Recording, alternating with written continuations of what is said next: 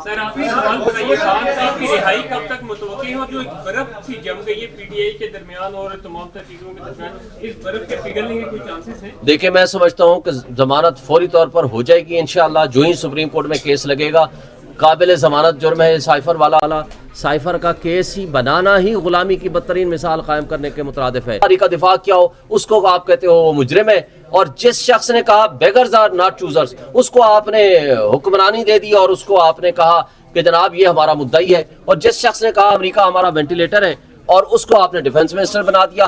क्या एक atomic state ये साबित करना चाहती है कि हम अपने मुल्क के हीरो को, जो हकीकी आज़ादी पे बिलीव करने वाला है, जिसने अवाम को शऊर दिया है, उसको हम सजा दे के ये साबित करना चाहते हैं कि हकीकी मानू में हम गुलाम कौम है?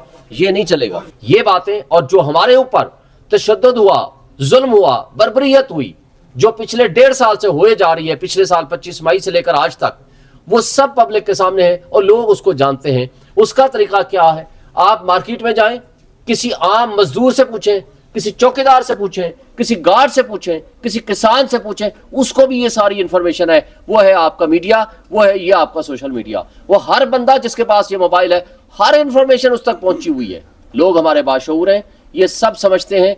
इसलिए हमें पाकिस्तान के इंटेलेक्चुअल्स को और पाकिस्तान के इदारों को, ये जिसको कहते हैं ना कबूतर की तरह आंखें बंद कर लेंगे तो मुल्क का बेड़ा गर्क होगा। इसलिए आज भी वक्त है, वक्त से पहले हम चीजों को इम्प्रूव करें और बेहतर करें। ताहिर साहब का ये कहना है कि 3.5 साल में फहद गोगी के असासों में 300% इजाफा हुआ, तो क्या आप बता सकेंगे उसका ऐसा क्या बिजनेस था कि सिर्फ उसके असासे इतने ज्यादा 3.5 साल में बढ़ गए? या ये तारा से पूछें या उससे पूछें, मैंने तो आपको बता दिया। आप मीडिया ट्रायल ना करें, लाएं, उनके खिलाफ मुकदमा करें और प्रोसीड करें।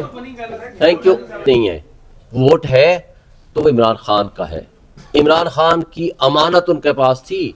अगर वो पार्टी में नहीं रहना चाहते हैं तो इनकी खुशी की बात है, लेकिन इससे ज्यादा मैं कमेंट नहीं करना चाहता। ये बताइएगा कि पीटीआई अक्सर अदालतों के ऊपर तहफ़्फ़ुज़ात का इज़हार करती रही, जो रिसेंट हैं।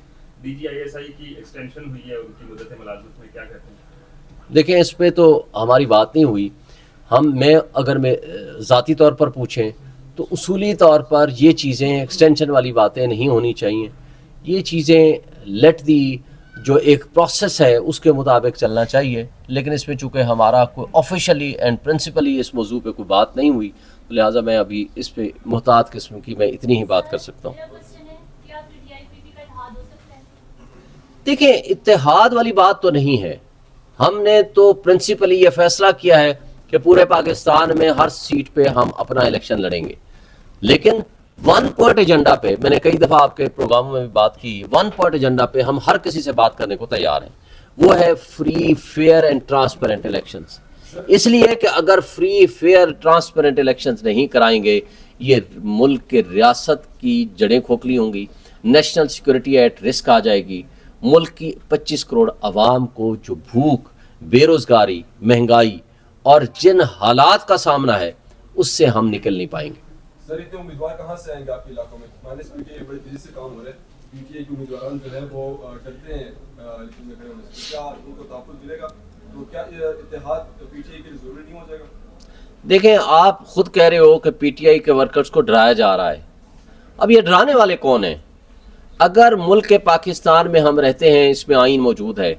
अगर मुल्क के पाकिस्तान में रहते हैं जहाँ बुनियादी हुकूक हैं, जहाँ कानून मौजूद है, तो ये डराया तो उससे डराया जाता है कोई खुदा न खास्ता कि कोई ऐसी ताकत चीज़ हो कि पाकिस्तान आपका मकबूजा हो, कोई मफतूहा हो, यहाँ कुछ सुपर पावर हो, या यहाँ कोई बादशाहत हो कि जिससे आप इंसानों को डराएंगे, अवाम को डराएंगे।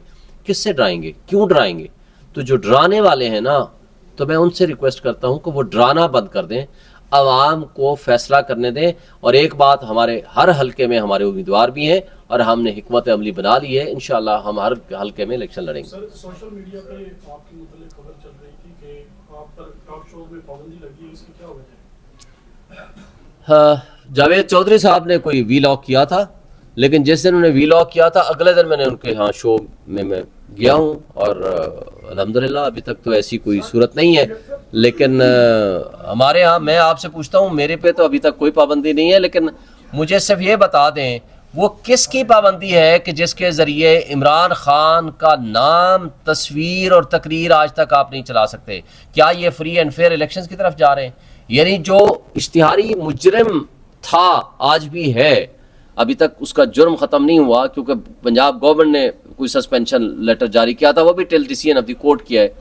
اشتہاری مجرم کی تصویر، تقریر، اٹھنا بیٹھنا سارا کچھ آپ دکھا سکتے ہیں ٹی وی پہ، ایون پی ٹی وی پہ بھی دکھائیں گے، میری بات مکمل ہونے دیں۔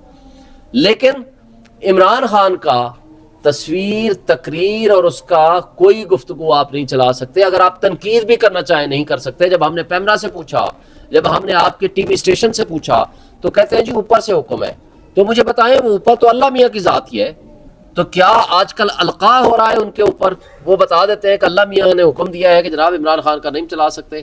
تو پیمرا کا حکم نامہ بھی موجود نہیں ہے، کسی اور اتھارٹی کا بھی حکم نامہ موجود نہیں ہے، تو وہ کون سی خلائی مخلوق ہے جو نواز شریف صاحب کہا کرتا تھا، جو آج کل ان کو وہ لوریاں دلا رہے ہیں اور ان کو وہ لے کے گھوم رہے ہیں۔ لیکن میں یہ پوچھتا ہوں کہ آخر کون ہے وہ جس کے حکم سے آج بھی عمران خان پہ پابندی ہے؟ باقی سپریم کورٹ میں آپ لوگوں نے عمران خان کے فرض جرم کے خلاف جو ہے درخواست دائر کی ہے، تو چیف جسٹس قاضی فاہد عیسیٰ سے کچھ امید وابستہ ہے کہ کچھ انصاف مل سکتا ہے؟ بالکل ہماری امید وابستہ ہے، ہم عدالتوں سے ہی امید رکھتے ہیں، اس لیے کہ عدالتیں اللہ تعالیٰ کی نائب ہیں۔ یہاں ذاتیات سے بالاتر ہو کر آئین اور قانون کے تحفظ کی قسم اٹھائی ہے انہوں نے، لوگوں کے بنیادی حقوق کی تحفظ کی قسم اٹھائی ہوئی ہے انہوں نے، لہٰذا وہ اپنی اس قسم اور اس اوتھ کا پاس کرتے ہوئے انصاف کریں گے جو انصاف کے تقاضے ہیں اس کے عین مطابق۔ یہ نون کی جانب سے پھر ایک دفعہ کہا گیا ہے کہ فہد گوگی صاحبہ کرپشن کر کے گئی اور وہ عمران خان صاحب تک اس کے طالبان نے جوڑ لیا، اور یہ بھی کہتے ہیں کہ جب پی ٹی آئی نے انہیں فرار کروایا یہاں پر ملک سے، اس پر کیا سٹینس ہے پارٹی کا؟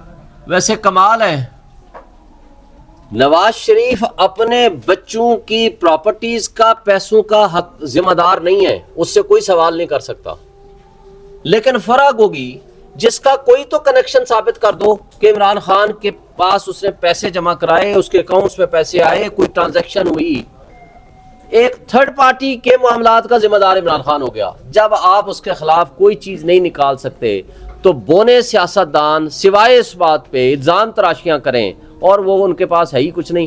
اور اگر آپ میڈیا ٹرائل کی بجائے، بھائی اگر آپ کے پاس کوئی ایویڈنس ہے تو آپ عدالت میں لے جاؤ، اس کو لے آؤ اور اس کے خلاف پروسیڈ کرو، اور پھر آپ کہتے ہو کہ جی پوسٹنگ ٹرانسفر کے پیسے دیے گئے، تو جنہوں نے پوسٹنگ ٹرانسفر لی اور دی، جو اصل آپ کا الزام ہے، ان کو اٹھا کر کے تو ابھی بند کرو، ان کے خلاف تو پروسیڈ کرو نا، وہ تو یہاں موجود ہے نا، وہ تو ملک سے باہر نہیں ہے، آپ کریں نا پروسیڈ۔ آپ کو منع کس نے کیا ہے؟ میڈیا ٹرائل کس لیے کر رہے ہو؟